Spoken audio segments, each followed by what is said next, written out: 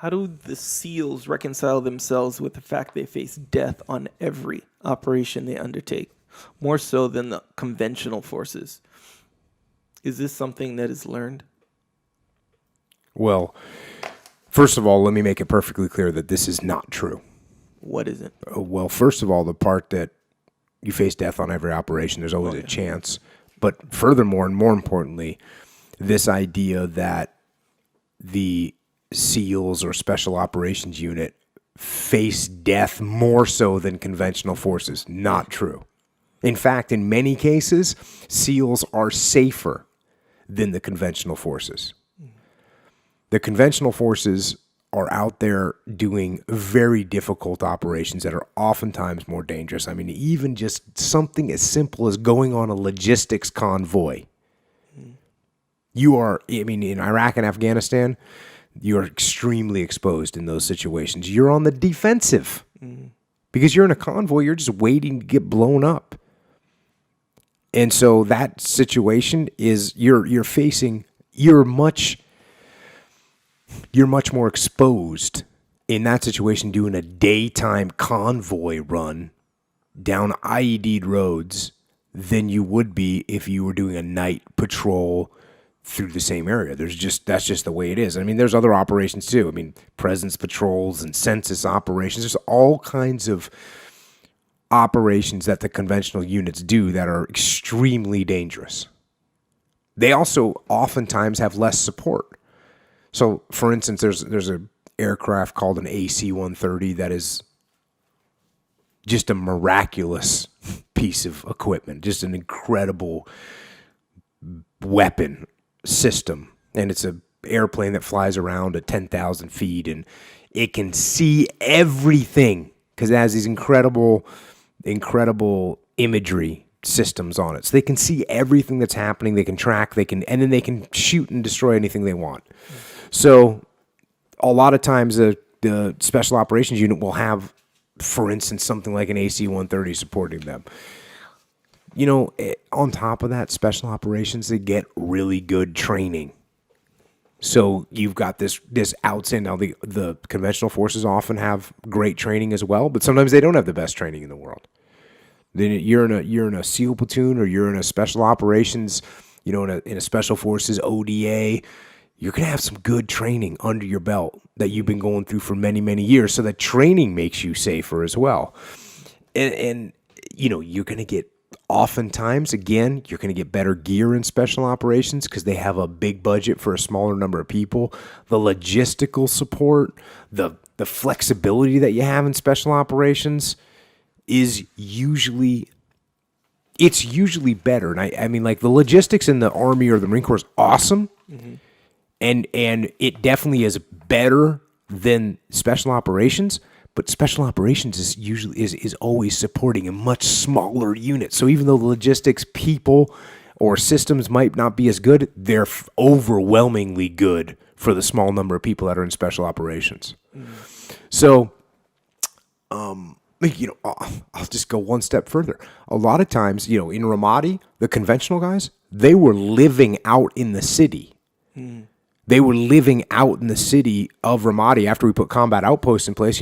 We, SEALs, would return to base after a few days out in the field. These guys stayed out there. So we'd return back and, get a shower and get some good food and relax. We had permanent guards that kind of guarded our base with a really big perimeter. So we were in a good spot to stand down for the most part. Mm.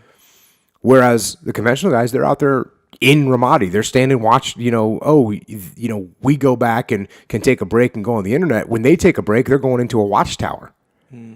So I just want to make sure I make it perfectly clear that, the conventionals are by no means doing anything less risky than the Special Operations. In fact, most of the time they're doing things that are more risky, tougher missions, higher risk, that's just the way it is. So that's why, we have just the utmost respect and admiration for the conventional units that we work with in Ramadi. And I'll tell you, the guys, that's how we feel. So now the question becomes, how do we any service member. Face death is the question. And again, it's any service member. Anybody that's going to war has to realize that there's a possibility that they could get killed. Mm-hmm. And so how do you get over that? For me, it was acceptance. And saying to myself, you know what? Okay, I could get killed. Mm. And it could happen tonight. It could happen tomorrow. It could happen in a week. I don't know when it's going to happen, but it could happen. And you know what? I'm not afraid of it. Mm-hmm. So if I'm afraid of it, that's going to be hard to deal with every single day. The other piece of it is you deal with it by mitigating as much risk as you possibly can. Okay, what can we do? How can I make sure that I'm safe? You know how I make sure that I can stay as safe as possible? I train hard. I make sure my guys are training hard. I make sure my guys are dialed in. I make sure that they know what the plan is when we go out on the battlefield. That's what you do. Mm-hmm. You mitigate as much risk as you can, and then there's areas where you can't mitigate risk. Yeah. There's areas where you could you could find an IED, you could find a bullet, you could find a bomb, and that's it.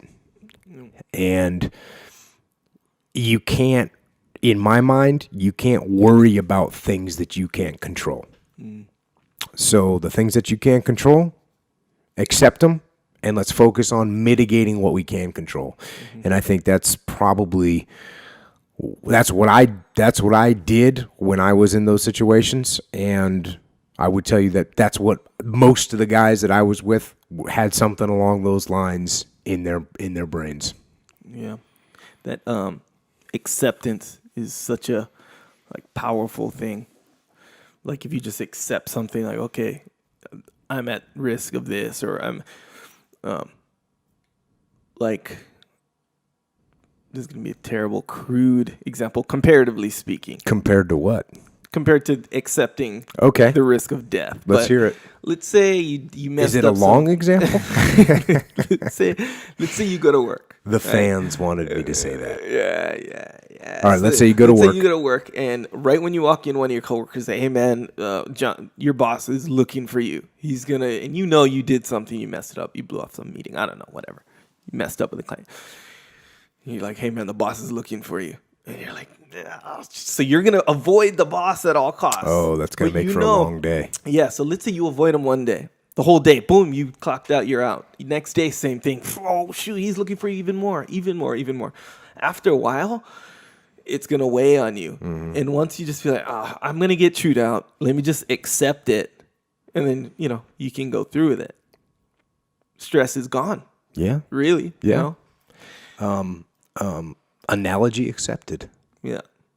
Or for example, just kidding. Thank God. Well, if a bully is looking for you. Yeah, go up and get him. Yeah, well, I don't know if you've ever been bullied in school, but if someone's looking for you, they're mad at you or whatever, and they're looking for you, the bully, mm-hmm. and you're like, man, you're avoiding them. After a while, you just, all right, I accept it. Something's gonna have to go down. I'm gonna have to experience this confrontation. And really, the acceptance point would be to say, you know what? What's the worst thing that could happen? The worst thing that could happen, he beats me up, I get a bloody nose, I don't care anymore, right. I'm going to go get it. Yeah. Because what you're talking about really is facing the problem, which I also support. You know what? You got a problem, whether it's meeting with your boss or whether you're going to get bullied, mm-hmm. I'm going to face that problem. Yeah. So that's one piece. But one thing that will help you to face the problem is saying, okay, what's the worst thing that happens? Yeah. You know what? I go into my boss, he might fire me. Okay, if he fires me, I'm going to have to go get a new job, but that's the worst thing that's going to happen. Right.